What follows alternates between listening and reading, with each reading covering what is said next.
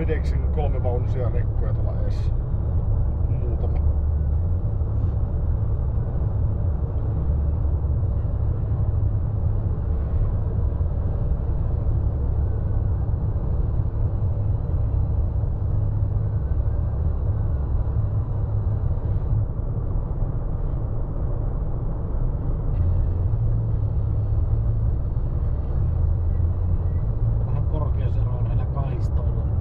Toinen on tuossa 10 metriä alempana.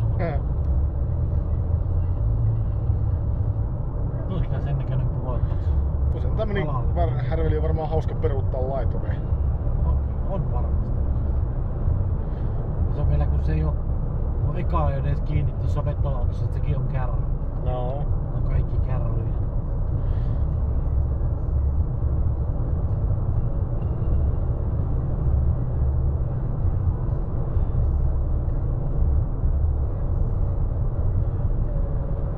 Siinä menee vähän niinku pakettia jollekin.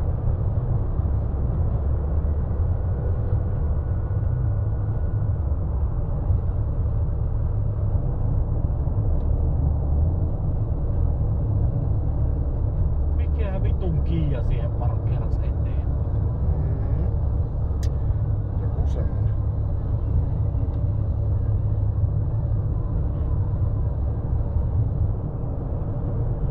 Kusiin mennä kaasuun. Valina mahtaa ajaa. Ei ollenkaan lähde tänne niinku hiipimään tähän ohituskaistalle.